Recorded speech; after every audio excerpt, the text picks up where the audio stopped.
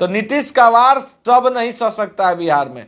जब लालू को टरकाते देर नहीं लगा, नीतीश कुमार इतना तेज है कि लोग बोल रहा है पागल हो गए हैं, मेंटल डिसऑर्डर है, तब भी सम्राट चौधरी जैसा 10-5 नेता का वो कैरियर खा जाएंगे। और वही हो गया, देखिए 2 दिन बाद।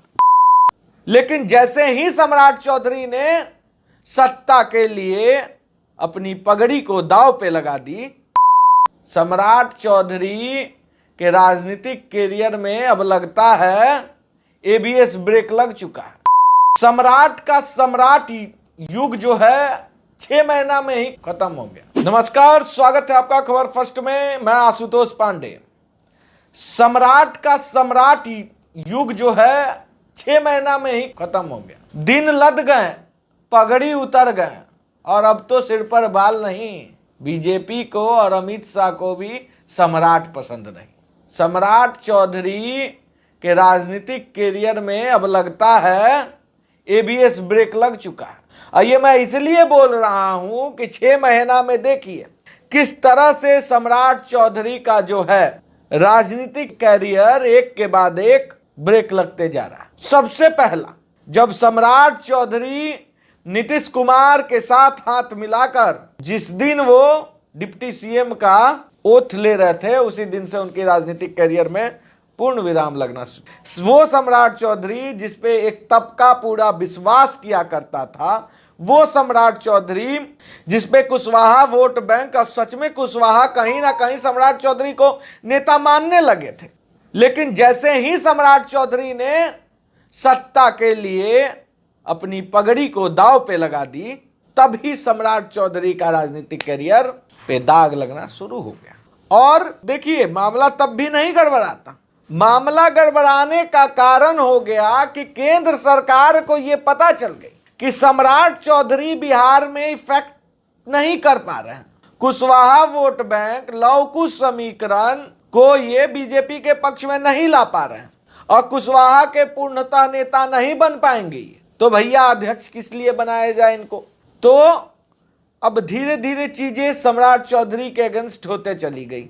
जेपी नड्डा के पास खबर जाती है, जेपी नड्डा अमित शाह से बात करते हैं, अमित शाह डिसीजन लेते हैं और नरेंद्र मोदी को उसको एक प्रतिलिपि सौंप देते हैं। 2 दिन पहले नरेंद्र मोदी सम्राट चौधरी का हर एक पॉइंट पे बहुत गौर से और पैनी नजर रखते हैं।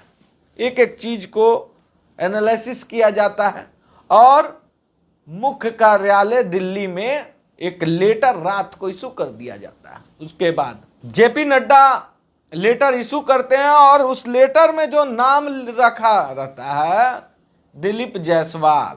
किसी को अंदाजा नहीं था कि सम्राट चौधरी को हटाकर इस बार जो है केंद्र के तरफ से लेटर आएगा ऊपर से बीजेपी के शीर्ष नेतृत्व के द्वारा कि अब बिहार का कमान जो है बीजेपी का वो दिलीप जायसवाल के हाथ में रहे। आपको बता दें, दिलीप जायसवाल साफ ईमानदार छवि के 61 वर्षीय नेता हैं, जो खगड़िया से मुंतक खगड़िया जिला के गोगड़ा गांव के निवासी हैं। उनका जन्म 2 मई 1963 को हुआ था और संगठन में कहा जाता है कि बिहार बीजेपी संगठन में संगठनात्मक काम की अगर हम बात की जाए, संघ की काम की अगर हम बात की जाए, तो दिलीप जायसवाल अपने आप में एक जगह रखते हैं। और दिलीप जायसवाल को बनाने के पीछे अध्यक्ष बहुत बड़ा रीजन रहा। देखिए, एक वैश्य समाज को पूरे तरीके से, बनिया जो समाज है, जायसवाल समाज जो है, उसको साधने की कोशिश की जाएगी, क्योंकि लवकुश समीकरण साधने में कहीं ना कहीं बीजेपी फेल रही है। और देखिए, उसके लिए अब बहुत सारा एनडीए में लोग हैं जो लवकुश समीकरण को संभाल रहे हैं। और बीजेपी के पास जो मोहरा था सम्राट के नाम पे, चाहती थी बीजेपी कि बिहार में लवकुश समीकरण अपने पक्ष में ला ले, लेकिन विफल हो गई। तो चीजों को समझिए, अब सम्राट का यहीं पे शॉर्टकट कहानी नहीं है। सम्राट जो है, सम्राट चौधरी नीतीश कुमार के ट्रैप में फंस गए। मैं तो 2-3 दिन पहले का आप वीडियो देखोगे जिसमें हम बोले हैं कि मरते मरते भी नीतीश कुमार इतना तेज है कि लोग बोल रहा है पागल हो गए हैं, मेंटल डिसऑर्डर है, तब भी सम्राट चौधरी जैसा 10-5 नेता का वो कैरियर खा जाएंगे। और वही हो गया। देखिए 2 दिन बाद वही हो गया।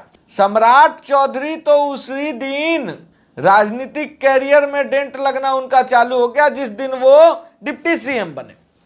वो डिप्टी सीएम नहीं बनते, नीतीश कुमार के दबाव में नहीं आते, बाल नहीं छिलवाते और पगड़ी नहीं उतारते, तो वो सम्राट रहते बिहार बीजेपी का।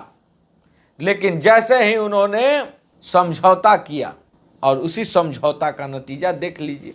जस करनी तस भोग विधाता, कहा ही गया है कि जैसा करनी कीजिएगा वैसा ही ना भोगिएगा। यही सम्राट चौधरी थे। नीतीश कुमार को सीएम पद से उतारने के लिए उन्होंने काला बैंड लगाया था और पगड़ी पहना था कि जब तक उतारेंगे नहीं तब तक पगड़ी नहीं उतारेंगे। क्या हो गया? छिलवा दिया नीतीश कुमार। और उसके बाद शीर्ष नेतृत्व से बीजेपी अध्यक्ष पद भी छिनवा दिया। छिलवा और छिनवा दोनों दिया है, बात को याद रखिएगा। तो नीतीश का वार सब नहीं सह सकता है बिहार में। जब लालू को टरकाते देर नहीं लगा तो ये सब तो आजे बाजे है जी, कहियो छिल के हटा देगा। छिलवा दिया माता और छिनवा दिया गद्दी। अब डिप्टी सीएम कोई पोस्ट है, अब काम कीजिए। अब आप बीजेपी अध्यक्ष के रूप से नीतीश कुमार से नहीं मिलिएगा, अब आप मिलिएगा बिहार के डिप्टी सीएम के तौर पे, और सीएम है वो। दैट मीन्स आपको काम करना होगा सम्राट चौधरी अब नीतीश कुमार के अंदर। जिसको आप गाली देते थे अब उसका नीचे काम कीजिएगा, वो जो चाहेगा वही करना होगा। यही हो गया है अब दिन सम्राट चौधरी का। तो बिहार की राजनीति में और भी बहुत कुछ होने वाला है। बिहार की राजनीति अगले 10 दिनों के अंदर बहुत कुछ दिखाएगी और हर एक अपडेट आपको हम बताएंगे। अंदर की खबर बहुत बड़ी है। अब उपेंद्र कुशवाहा भी बहुत बड़ा मूव लेने के चक्कर में है। अब देखने वाली बात होगी कि ये उपेंद्र कुशवाहा का चाल जो है वो किस ओर बैठता है। ऊंट जो है उपेंद्र कुशवाहा का किस ओर बैठेगा, क्या होगा, कौन बनेगा उपेंद्र कुशवाहा का मोहरा और किस पे गिरेगा गाज? क्या उपेंद्र कुशवाहा पे गाज गिरेगा या इस बार बीजेपी से ही होगा कोई और नेता? सवाल तो ये भी है। और सियासी गलियारों में ये भी चल रहा है कि उपेंद्र कुशवाहा बीजेपी ज्वाइन करेंगे और सम्राट जी का आउट करके उपेंद्र कुशवाहा अब देखेंगे कि लवकुश समीकरण का साधने का काम अब उपेंद्र कुशवाहा को दिया जाएगा। और 2-3 ऑप्शन दिया जा चुका है उपेंद्र कुशवाहा को। अब देखने वाली बात होगी कि उपेंद्र कुशवाहा क्या चूज करते हैं। तो बिहार से रिलेटेड हर बड़ी खबर के लिए खबर फर्स्ट को लाइक शेयर सब्सक्राइब किया कीजिए।